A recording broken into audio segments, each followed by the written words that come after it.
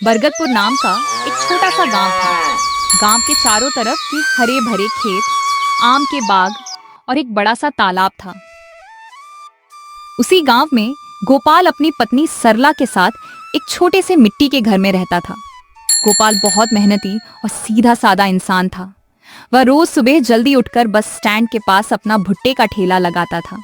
उसके हाथ से भुने हुए भुट्टे पूरे गांव में मशहूर थे, लेकिन पिछले कुछ हफ्तों से उसका धंधा लगातार कमजोर पड़ता जा रहा था। एक शाम सूरज ढलने वाला था। गोपाल अपने ठेले पर बचे हुए भुट्टों को समेट रहा था।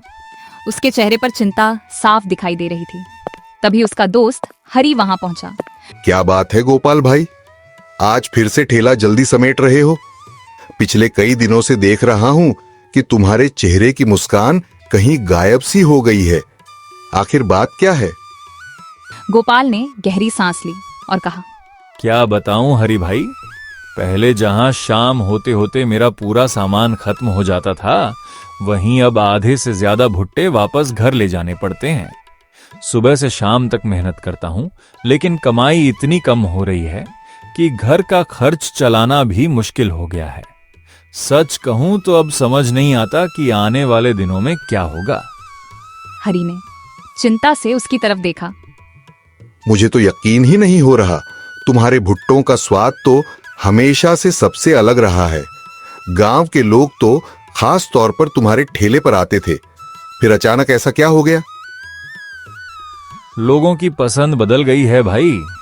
अब गांव के पास वाले कस्बे में बड़ी बड़ी दुकानें खुल गई हैं।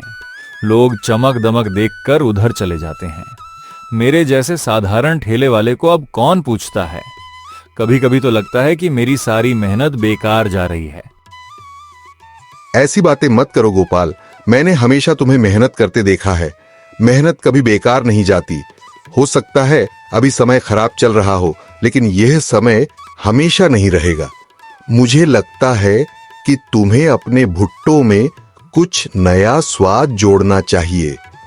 लोग नई चीजों की तरफ जल्दी आकर्षित होते हैं। गोपाल हल्का सा मुस्कुराया, लेकिन उसकी चिंता कम नहीं हुई।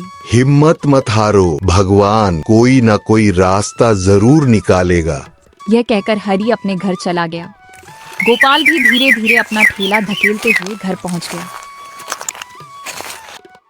दरवाजे पर उसकी पत्नी सरला खड़ी उसका इंतजार कर रही थी। जैसे ही उसने गोपाल का उदास चेहरा देखा, वह सब समझ गई। लगता है आज फिर से बिक्री अच्छी नहीं हुई। सुबह जब आप गए थे तब आपके चेहरे पर उम्मीद थी, लेकिन अब आप बहुत परेशान दिखाई दे रहे हैं। गोपाल चारपाई पर बैठ गया। सरला, अब तो सच में डर लगने लगा है। पहले कमाई कम होती थी तो सोचता था कि कल ठीक हो जाएगा, लेकिन अब कई हफ्तों से यही हाल है। आज जो पैसे मिले हैं उनसे घर का राशन भी पूरा नहीं आएगा। सरला उसके पास बैठ गई। आप इतनी चिंता क्यों करते हैं? मैंने हमेशा आपको ईमानदारी से मेहनत करते देखा है। भगवान ऐसे लोगों की परीक्षा जरूर लेता है, लेकिन उन्हें अकेला नहीं छोड़ता। मुझे पूरा विश्वास है कि जल्द ही सब कुछ ठीक होगा। गोपाल की आंखें नम हो गईं। तुम्हारी बातें सुनकर थोड़ा हौसला जरूर मिलता है, लेकिन सच ये है कि कल सुबह ठेला लगाने के लिए नई मकई खरीदनी होगी, कोयला खरीदना होगा, मसाले लेने होंगे, और मेरे पास इतने पैसे भी नहीं बचे कि यह सब सामान ला सकूं। सरला कुछ देर चुप रही। तो अब क्या करेंगे? गोपाल ने भारी आवाज में कहा, शायद मुझे सेठ जगन्नाथ के पास जाना पड़ेगा। यह सुनकर सरला घबरा गई। अगली सुबह सूरज निकलते ही गोपाल सेठ जगन्नाथ की हवेली की तरफ चल पड़ा।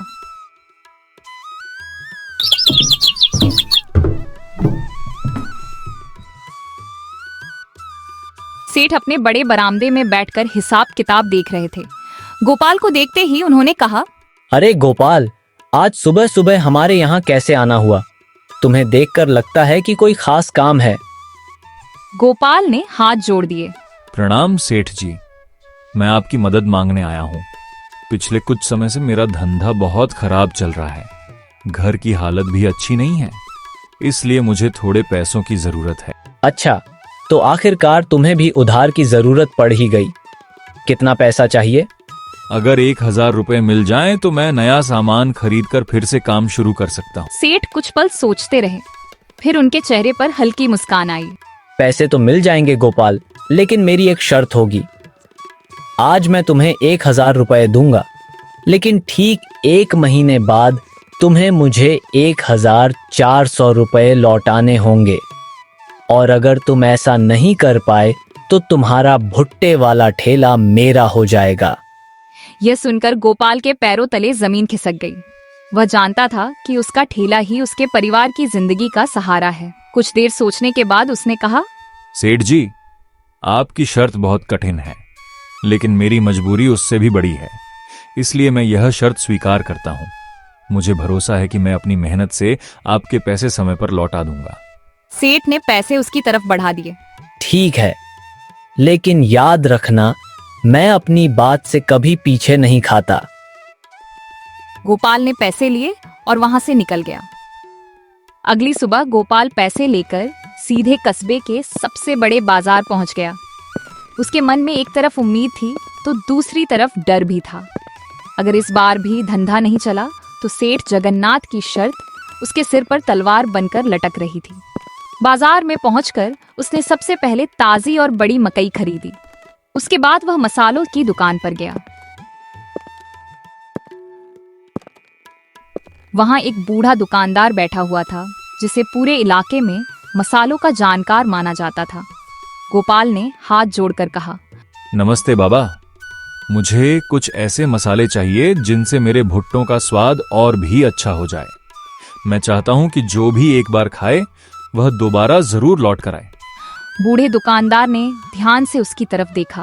बेटा, स्वाद सिर्फ मसालों से नहीं आता, स्वाद मेहनत, ईमानदारी और सही नियत से भी आता है। लेकिन तुम्हारी आंखों में सच्चाई दिखाई दे रही है, इसीलिए मैं तुम्हें एक खास मसाले का मिश्रण देता हूँ। गोपाल उत्सुक होकर बोला, सच बाबा, क्या यह मसाला मेरे काम आ सकता है? अगर तुम इसे सही मात्रा में इस्तेमाल करोगे तो जरूर काम आएगा, लेकिन याद रखना, मसाला सिर्फ स्वाद बढ़ा सकता है। ग्राहक को वापस बुलाने का काम तुम्हारा व्यवहार और मेहनत करेगा। गोपाल ने मुस्कुराकर सिर हिला दिया। ये बात मैं जिंदगी भर नहीं भूलूंगा बाबा। मसाले खरीदने के बाद वह जल्दी जल्दी घर लौट आया।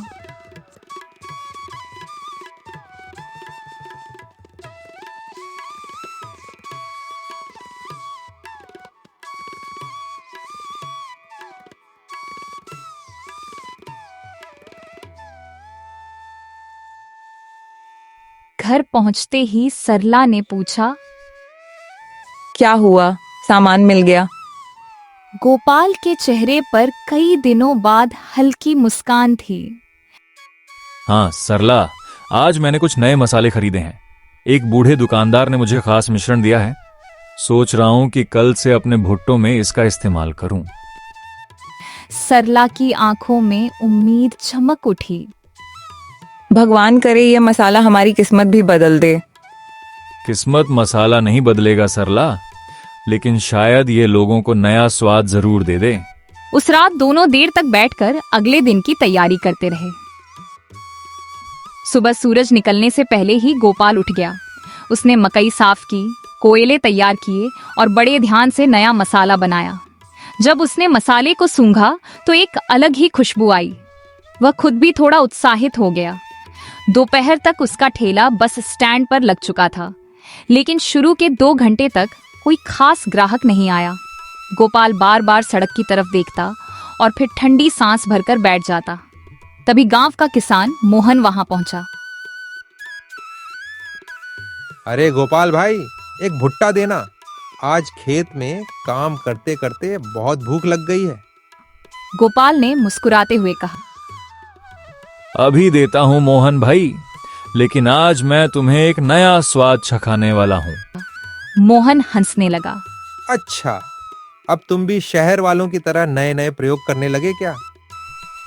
नहीं भाई, बस थोड़ा सा बदलाव किया है। कुछ ही देर में गोपाल ने गर्मा गर्म भुट्टा तैयार करके मोहन के हाथ में दे दिया। मोहन ने पहला निवाला खाया, फिर दूसरा, फिर तीसरा, लेकिन इस बार वह कुछ नहीं बोला। गोपाल घबरा गया। क्या हुआ मोहन भाई, स्वाद अच्छा नहीं लगा क्या? मोहन अभी भी चुप था।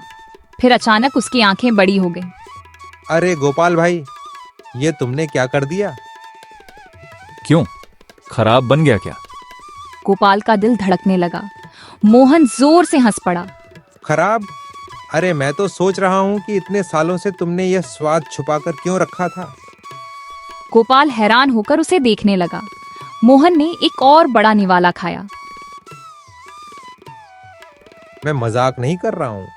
मैंने गांव के मेले में भी भुट्टे खाए हैं, शहर के बाजार में भी खाए हैं, लेकिन जो स्वाद आज इस भुट्टे में आ रहा है वह मैंने पहले कभी नहीं चखा। मसाला भी कमाल का है, खुशबू भी अलग है और मकई भी बिल्कुल ताजी है। इतने में वहां दो और किसान आ गए। उनमें से एक ने पूछा, क्या बात है मोहन, आज तो तुम ऐसे तारीफ कर रहे हो जैसे किसी राजा का खाना खा रहे हो। मोहन ने तुरंत जवाब दिया, तुम दोनों मजाक मत उड़ाओ, पहले खुद खाकर देखो, फिर पता चलेगा कि मैं झूठ बोल रहा हूं या सच। दोनों किसानों ने भी भुट्टे मंगवाए। गोपाल के हाथ हल्के हल्के कांप रहे थे। उसे डर था कि कहीं उन्हें स्वाद पसंद ना आए, लेकिन जैसे ही दोनों ने भुट्टा खाया उनके चेहरे खिल उठे। एक किसान बोला, वाह गोपाल भाई, सच में आज तो कमाल कर दिया। मुझे तो एक और चाहिए और इस बार मसाला थोड़ा ज्यादा लगाना। यह सुनकर गोपाल की खुशी का ठिकाना नहीं रहा। धीरे धीरे वहां और लोग आने लगे। जो भी एक बार भुट्टा खाता वह दूसरे लोगों को भी बुलाने लगता। 1 घंटे बाद ठेले के सामने छोटी सी भीड़ लग गई। उसी समय बस स्टैंड के सामने अपनी दुकान पर बैठा रघु यह सब देख रहा था। रघु भी भुट्टे बेचता था, लेकिन आज उसके यहाँ मुश्किल से 2 ग्राहक आए थे। उसने गुस्से से अपने नौकर बंसी को बुलाया। कल तक जो आदमी उधार मांगने की हालत में था, आज उसके ठेले पर इतनी भीड़ कैसे लग सकती है? ये कैसे हो सकता है? मेरे सामने वाला ठेला हमेशा खाली रहता था और आज अचानक वहां इतनी भीड़। कुछ तो गड़बड़ है। सुन बंसी, आज तू एक काम करेगा और ध्यान रखना, कोई गलती नहीं होनी चाहिए। उधर गोपाल हमेशा की तरह सुबह जल्दी उठकर तैयारी कर रहा था। सरला रसोई में मकई उबाल रही थी और गोपाल ठेले को साफ कर रहा था। सरला ने धीरे से पूछा, आज आप थोड़ा खुश लग रहे हैं, क्या कल की बिक्री अच्छी रही? गोपाल मुस्कुराया, लेकिन उसकी आंखों में हल्की थकान थी। हाँ सरला, पहली बार ऐसा लगा कि मेहनत रंग ला रही है। लोगों ने कल बहुत पसंद किया, कुछ लोगों ने तो 2-2 बार खरीदा। मैंने कहा था ना, जब इंसान सच्चे मन से मेहनत करता है तो देर हो सकती है, लेकिन अंधेर नहीं होता। लेकिन मुझे डर भी लग रहा है सरला, कहीं यह सब ज्यादा दिन ना चले। आजकल सफलता जितनी जल्दी मिलती है उतनी जल्दी छिन भी जाती है। आप इतना मत सोचिए, बस अपना काम ईमानदारी से करते रहिए। जो आपका है वो आपको मिलकर ही रहेगा। ठीक है सरला, लेकिन ध्यान रखना, स्वाद ज्यादा बिगड़ना नहीं चाहिए। दोपहर होते होते ठेले पर भीड़ फिर से बढ़ने लगी थी। बंसी दूर खड़ा सब देख रहा था। वह हर ग्राहक की बात सुनने की कोशिश कर रहा था। एक ग्राहक दूसरे से कह रहा था, भाई सच में इसका स्वाद तो अलग ही है। ऐसा लगता है जैसे इसमें कोई खास चीज डाली गई हो। हाँ, पहले मैं तो यहां से गुजर भी जाता था, लेकिन अब बिना खाए रहा नहीं जाता। बोला। बंसी ये सब सुनकर जल्दी जल्दी रघु के पास लौट आया। मालिक, लोग बहुत खुश हैं। हर कोई यही कह रहा है कि स्वाद पहले से बहुत बेहतर हो गया है, और सबसे बड़ी बात, लोग बार बार आ रहे हैं। रघु का चेहरा गुस्से से लाल हो गया। बार बार आ रहे हैं, इसका मतलब साफ है, कुछ ना कुछ जरूर बदल गया है। मैं इसे ऐसे ही आगे नहीं बढ़ने दूंगा।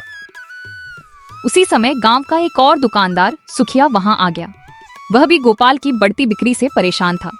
सुखिया बोला, रघु भाई, अगर यह ऐसे ही चलता रहा तो हमारा पूरा धंधा खत्म हो जाएगा। हमें उसका राज जानना होगा और अगर जरूरत पड़े तो उसे बदनाम भी करना होगा। तो क्या करूं मैं? बदनाम करना आसान है, लेकिन पहले उसका राज जानना जरूरी है।